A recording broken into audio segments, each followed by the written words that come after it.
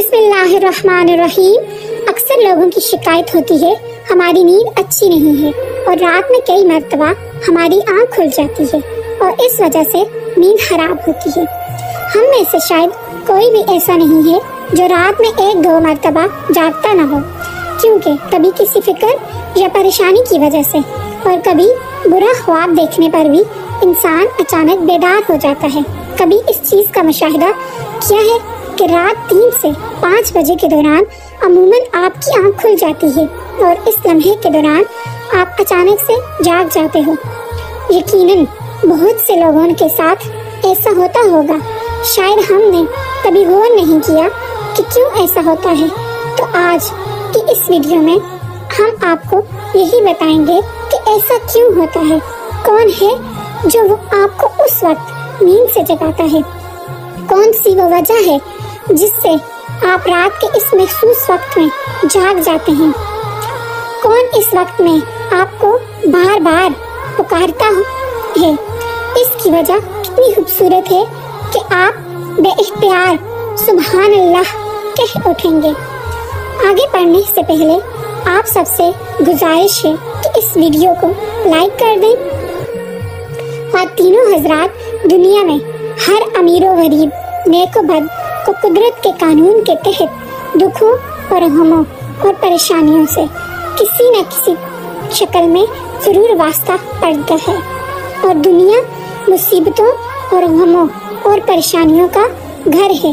بعض لوگ اولاد کی نافرمانی کی وجہ سے پریشان ہیں، کچھ لوگ مال و اسباب کے ختم ہو جانے پر غم میں ڈوبے رہتے ہیں، یعنی کہ انسان کسی نہ کسی فکر یا پریشانی کی وجہ سے نیند کی کمی کا شکار ہوتا ہے، اور ان ذہنی پریشانیوں کی وجہ سے رات کو بار بار آنکھ کھلتی ہے۔ لیکن عموماً ایسا ہوتا ہے کہ رات محسوس وقت یعنی 3 سے 5 بجے کے دوران ہم اچانک سے جاگ جاتے ہیں، اور گرمیوں میں یہ وقت بدل جاتا ہے، اس لمحے ہم اچانک جاگ جاتے ہیں۔ یہ صورتحال بہت کم لوگوں کے ساتھ پیش آتی ہے۔ یقیناً بہت کم لوگوں کے ساتھ ایسا ہوتا ہوگا، لیکن شاید کبھی آپ نے اس پر غور نہیں کیا ہوگا کہ ایسا کیوں ہوتا ہے۔ اگر ایسے ہو تو اس وقت آپ نے کیا کرنا ہے؟ تو چلیں نبی کریم صلی اللہ علیہ وآلہ وسلم کی احادیث مبارکہ کی روشنی میں آپ کو بتاتی ہوں کہ ایسا کیوں ہوتا ہے، اور پھر آپ کو احادیث اور جدید سائنس کی روشنی میں بھی بتاؤں گی کہ اگر دوبارہ آپ کے ساتھ ایسا ہو تو اس وقت آپ نے کیا کرنا ہے، آپ کو ایسا کیا کرنا چاہیے جس سے آپ کو زندگی کی ہر خوشی مل جائے۔ اگر آپ رات 3 سے 5 بجے کے درمیان میں اچانک نیند سے بیدار ہو جاتے ہیں، آپ کسی مرض میں مبتلا نہیں ہیں بلکہ خوش نصیب انسان ہیں، کیونکہ اس لمحے کے دوران آپ کا رب آپ کو یاد کرتا ہے۔ یہ رحمت کے فرشتے ہوتے ہیں جو آپ کو بار بار نیند سے اٹھاتے ہیں۔ رات کے اس وقت اللہ تعالیٰ اپنے بندوں کے زیادہ قریب ہوتا ہے تاکہ وہ ان کے لیے رحمت اور توبہ کے دروازے پوری طرح سے کھول دیں۔ حضرت ابو ہریرہ رضی اللہ تعالی عنہ سے مروی ہے کہ حضور اکرم صلی اللہ علیہ وآلہ وسلم نے فرمایا، ہمارا بزرگ برتر پر پروردگار ہر رات آسمان دنیا پر نزول فرماتا ہے۔ جب آخری تہائی حصہ باقی رہ جاتا ہے تو آواز دیتا ہے، کون ہے جو مجھ سے دعا کرے اور میں اس کی دعا قبول کروں؟ کون ہے جو مجھ سے سوال کرے، میں اس کو اس کی مطلوبہ چیز عطا کروں؟ کون ہے جو مجھ سے بخشش کی طلب کرے اور میں اسے بخش دوں؟ ہے کوئی توبہ کرنے والا، میں اس کی توبہ قبول کروں؟ ہے کوئی سائل جس کو میں عطا کروں؟ یہاں تک کہ صبح طلوع ہو جاتی ہے۔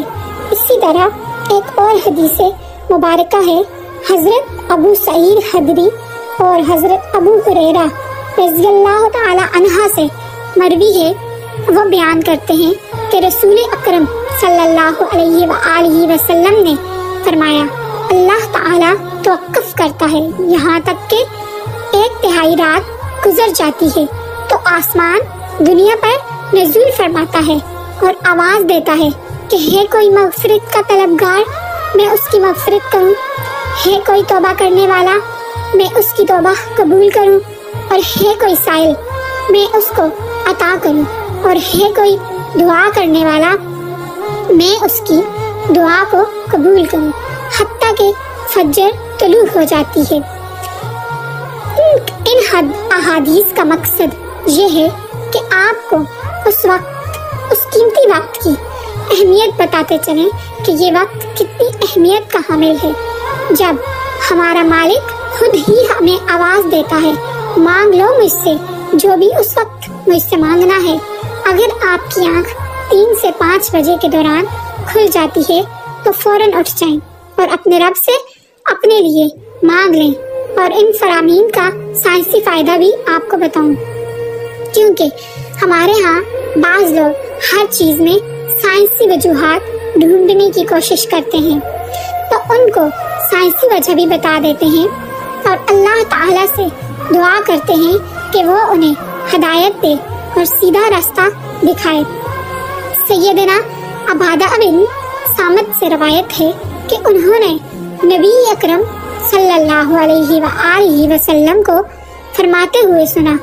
آپ صلی اللہ علیہ وآلہ وسلم نے فرمایا جو شخص رات کو جاگ اٹھے اور دعا کرے یا اللہ مجھ کو بخش دے، اس کی دعا قبول ہوگی، اور اگر وضو کرے اور نماز پڑھے تو نماز قبول ہوگی۔ یہاں نماز سے مراد نماز تہجد ہے۔ دوسری حدیث سنیے۔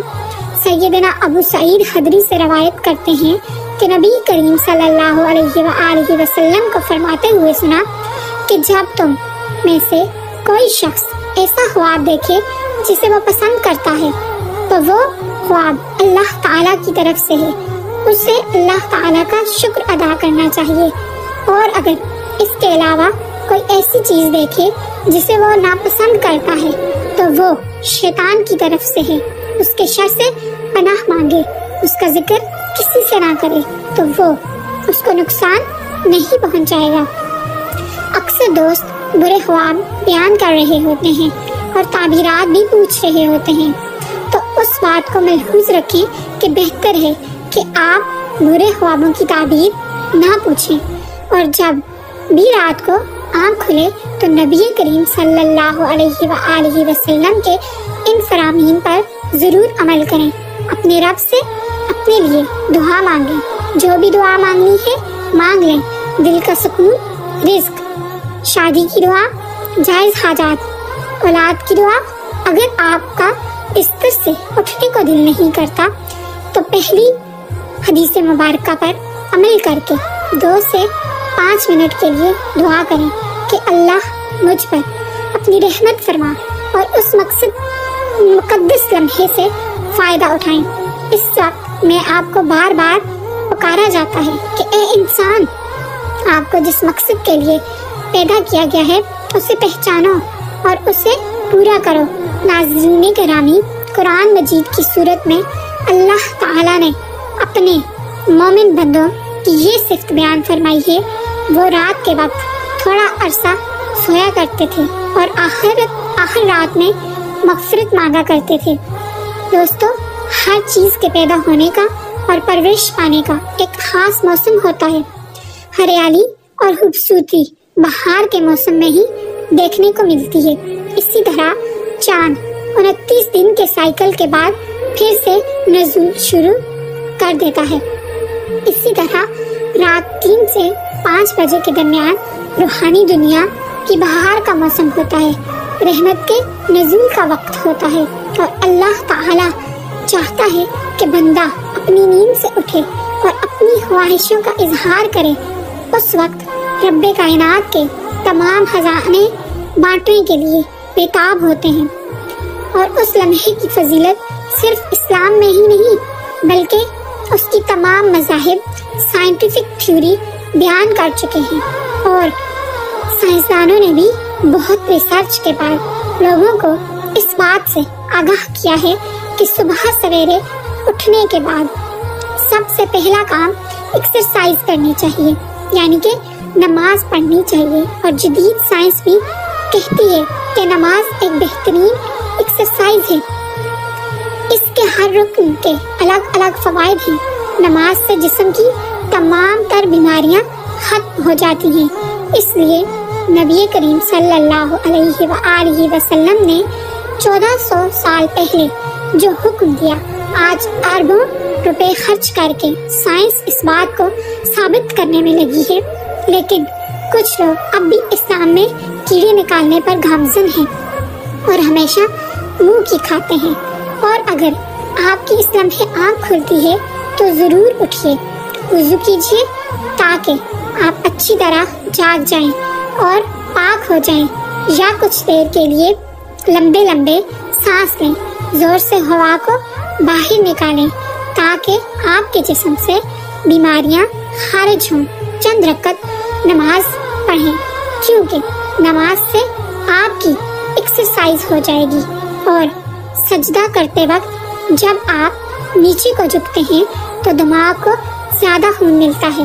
نماز میں سجدے کی حالت میں بندہ مومن کے لیے اللہ کی بندگی کے حوالے سے بہترین حالت ہے، اور یہی دعا کے لیے سب سے اچھا موقع ہے۔ اور ایسا کیوں نہ ہو، کسی مومن کے لیے اپنے رب کے سامنے عاجزی اور پستی کو اختیار کرتے ہوئے اپنی پیشانی کو جھکانا اور اس کے قدموں میں رکھ دینا بہت محبوب ہوتا ہے۔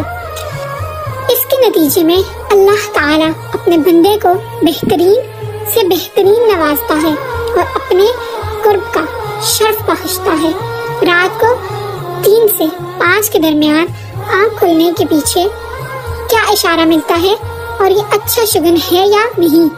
رات کو 3 سے 5 کے درمیان کا وقت تہجد کا وقت ہوتا ہے، اور اس وقت انسان کی آنکھ کیوں کھلتی ہے؟ تہجد کے بارے میں حق تعالیٰ کا ارشاد ہے، اور رات کے کچھ حصے میں تہجد پڑھ لیا کرو جو آپ کے حق میں زائد چیز ہے۔ کیا عجب ہے کہ آپ کا رب آپ کو مقام محمود میں جگہ دے۔ مقام محمود مقام شفاعت کبریٰ ہے، جس پر قیامت کے دن فائز ہو کر آپ اپنی امت کی بخشش کرائیں گے۔ مذکورہ ارشاد کی روشنی میں مسلمان کو چاہیے کہ رات کو جس وقت آنکھ کھلے وضو کر کے 2 رکعت یا 4 رکعت یا 6 رکعت یا 8 رکعت جس قدر طاقت اور فرصت ہو، دل کی رغبت ہو، پڑھ لیا کریں۔ تہجد کا ثواب بھی مل جائے گا۔ یاد رہے کہ تہجد کے لیے کوئی خاص صورتیں نہیں ہیں، جس جگہ سے یاد ہو اور دل چاہے پڑھ لیا